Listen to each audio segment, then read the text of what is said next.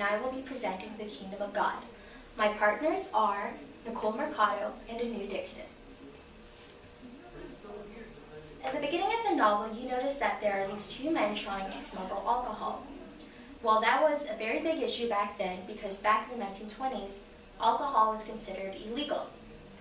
I will be going further into depth about why it was such a big issue and why it was considered illegal.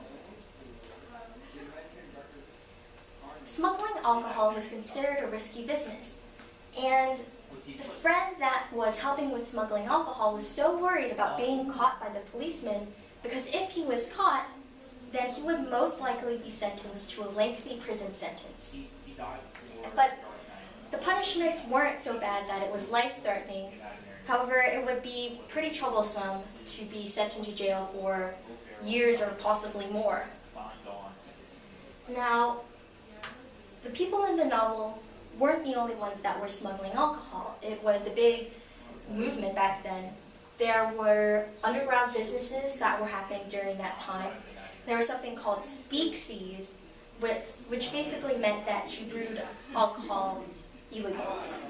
There was also smuggling across the border in Canada, and there were private bars being held in garages.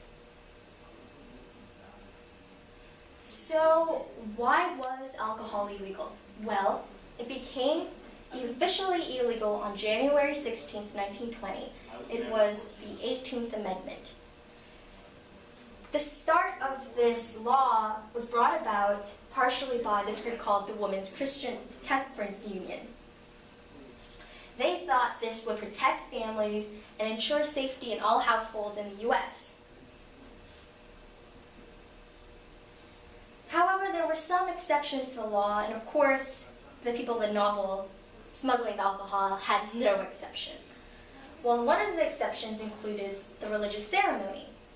This would happen in Catholic churches, and basically during services like these, they would use wine during a mass.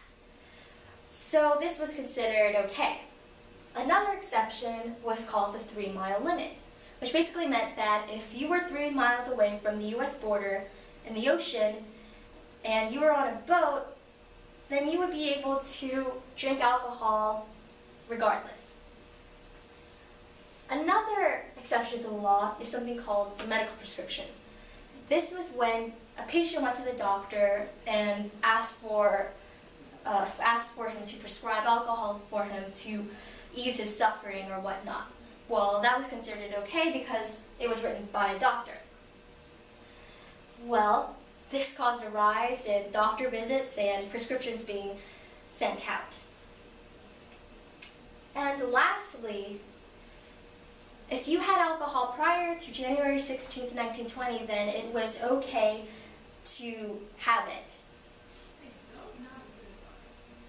Well, this law led to corruption. The brother and his friend went against authority and furthered the corruption, of course. Well, part of the reason why there was so much corruption was because the people in office, the politicians, and authority were hypocritical. President Ian Harding at that time even said that he kept alcohol in his cabinets. It wasn't until 1933, when Franklin D. Roosevelt became president, that there was a repeal for alcohol. He promised repeal, and America agreed with him. 3/4 of American voters voted for the repeal, and as a result, 46 states went for it. Another aspect that I want to talk about in this novel is the treatment of the mentally ill. Well, one of the characters in the novel with the blue eyes holding the narcissist was mentally handicapped, and as you can tell, the policeman didn't know how to treat him, and his brother's friend beat him up. And this was just a projection of how the mentally handicapped were treated back then, in the 1920s. Well, they were treated like animals. Basically, they weren't regarded as having feelings or normal thought processes. They were not given the proper treatment that they deserved. They didn't get medication, or they weren't able to go to mental asylum to seek help. Instead, they were sent to jails with convicts and criminals. So they were basically being punished for something that wasn't even in their control. And this caused a lot of jails to be overstuffed. Well, I'm done with my portion of the Kingdom of God, and I will now be handing it over to Nicole Mercado. Thank you.